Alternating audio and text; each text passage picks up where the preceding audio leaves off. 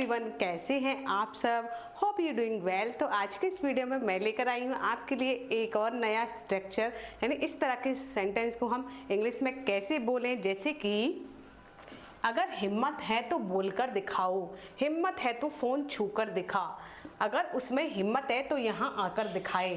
तो अक्सर इस तरह के वाक्य हम गुस्से में बोलते हैं कि अगर उसमें हिम्मत है तो मेरा फ़ोन छू के दिखाए, अगर इसमें हिम्मत है तो मुझे पीट के दिखाए। तो हिंदी में तो बहुत आसानी से इस तरह के वाक्य बोल लेते हैं, लेकिन इंग्लिश में इनको कैसे बोलें तो जानेंगे आज के इस वीडियो में कि इस तरह के वाक्य को हम इंग्लिश में कैसे बोलें।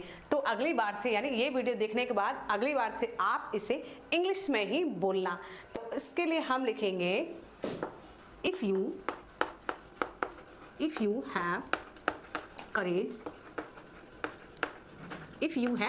अगर हिम्मत है तो, या फिर अगर आप में हिम्मत है तो, अगर आप में दम है तो उसके बाद हम लिखेंगे तो के लिए हम लिखेंगे then, तो के लिए क्या लिखेंगे then। उसके बाद हमारा जो सेंटेंस है बोलकर दिखाओ उसको हम लिख देंगे, ठीक है। तो चलिए बनाते हैं पहला सेंटेंस। तो अगर हिम्मत है तो बोलकर दिखाओ, तो इसके लिए हम लिखेंगे if you have courage, if you have करेज। उसके बाद तो के लिए हम लिखेंगे then.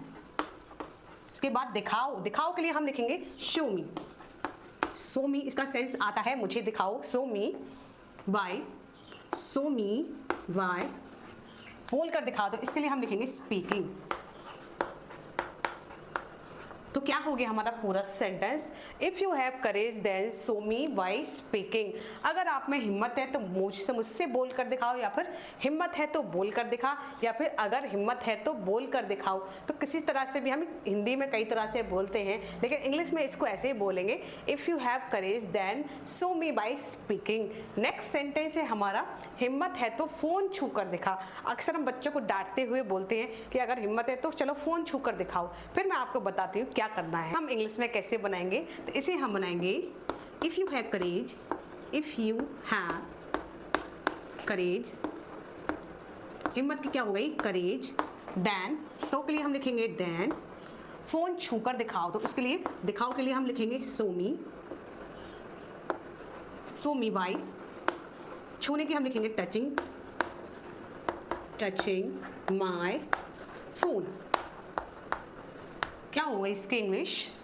If you have courage then show me why touching my phone. Next sentence है हमारा अगर उसमें हिम्मत है तो यहाँ आकर दिखाए। तो ये सेंटेंस थोड़ा अलग हो गया, क्योंकि यहाँ पर हिम्मत है तो यहाँ पर हम सेंस लगाते हैं अगर तुम में, लेकिन यहाँ पर चेंज हो गया, उसमें आ गया है। तो इसको हम कैसे बनाएं?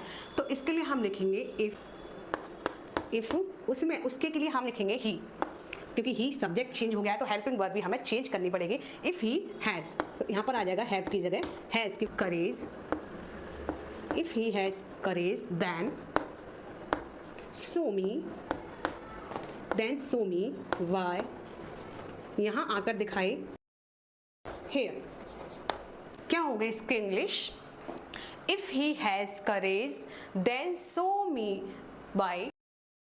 तो नेक्स्ट सेंटेंस हमारा हिम्मत है तो उसे नुकसान पहुंचा कर दिखा। तो इसमें हिम्मत है तो यहाँ पर तुम ही आएगा, तुझ में हिम्मत है तो यहाँ पर यू ही हम लिखेंगे। तो इसके लिए हम लिखेंगे इफ यू हैव, यू के साथ हैव भी आता है, if you have courage, if you have courage then show me, नुकसान पहुंचाने के हम लिखेंगे हार्मिंग। उसे के लिए हम लिखेंगे हिम, या फिर हर भी हम लिख सकते हैं। तो क्या होगा इसकी English? If you have courage then show me harming him, या फिर हार। लास्ट सेंटेंस हमारा अगर हिम्मत है तो उसे कॉल करके दिखा, या फिर दम है तो पेपर पास करके दिखा। तो इसकी इंग्लिश क्या होगी?